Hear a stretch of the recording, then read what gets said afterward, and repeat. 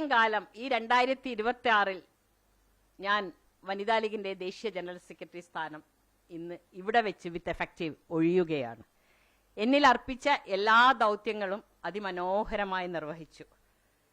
കാരണം സ്ഥാനാർത്ഥി നിർണയത്തിൽ പാർട്ടി എന്നോട് പറഞ്ഞത് ഞങ്ങൾ വിന്നബിലിറ്റി സീറ്റാ നോക്കുന്നതെന്ന്. വിന്നബിലിറ്റി എന്താണ്? സമൂഹ മാധ്യമങ്ങളിലൂടെയുള്ള പ്രചരണങ്ങളാണോ എന്നാണ് ഞാൻ ചോദിക്കുന്നത്. നമുക്കറിയാം, 2 ദുരന്തങ്ങളാണ്. ട്രംപ് സമൂഹ മാധ്യമത്തിലൂടെ രണ്ടാമത് വന്നൊരു ദുരന്തം സൃഷ്ടിച്ചു കൊണ്ടിരിക്കുന്ന ഒരു മനുഷ്യനാണ്. ആ ബൈഡൻ ആയിരുന്നെങ്കിൽ ആ ബൈഡനെ ബുദ്ധിയില്ലാന്നും മറ്റും പറഞ്ഞ് സമൂഹ മാധ്യമങ്ങളിലൂടെ ഓളങ്ങളിലൂടെ സൃഷ്ടിച്ചുകൊണ്ട് കമലാ ഹാരിസിനെ പുറത്തിറക്കി ട്രംപ് അധികാരത്തിലേറി വന്നു. ആ ട്രംപിനെ കൊണ്ട് ഇന്ന് അമേരിക്കയും ബുദ്ധിമുട്ടാ, ലോകരാജ്യങ്ങൾ മുഴുവൻ ബുദ്ധിമുട്ടാ. നമ്മുടെ കൊച്ചു കേരളത്തിലൊരു സമൂഹ മാധ്യമങ്ങളിലൂടെ വിജയിച്ചു വന്നൊരു MLA ഉണ്ട് നമുക്ക് പാലക്കാട്. ആ MLA നിർത്തുമ്പോഴും ഇതേപോലെ തന്നെ നിർത്തരുത് എന്ന് പാർട്ടിക്കകത്ത് അതിശക്തമായിട്ട് പറഞ്ഞിരുന്നു. പക്ഷെ എന്താ, സമൂഹ മാധ്യമങ്ങളിലെ താരങ്ങളാണ്, സമൂഹ മാധ്യമങ്ങളിലൂടെയാണ് അവർക്ക് സഞ്ചരിക്കുന്നത്.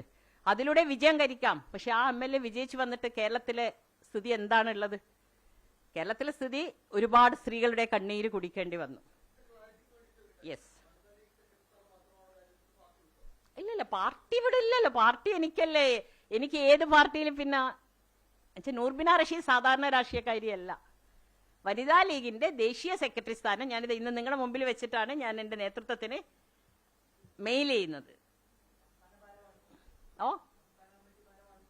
സംസ്ഥാന കമ്മിറ്റി ഇല്ല, അത് 2018 ഞാൻ ഒഴിഞ്ഞിരുന്നു. ദേശീയ കമ്മിറ്റി അതില്ല. ഞങ്ങൾ വെറും ക്ഷണിതാക്കൾ മാത്രമാണ്. അത് ഈ പാർട്ടി ഇങ്ങനെ മാറിക്കൊണ്ടിരിക്കും. സെക്രട്ടേറിയറ്റ് എന്ന് പറയും, ഇടക്ക് ക്ഷണിതാക്കൾ എന്ന് പറയും. എന്താണെന്ന് അവർ തീരുമാനിക്കട്ടെ.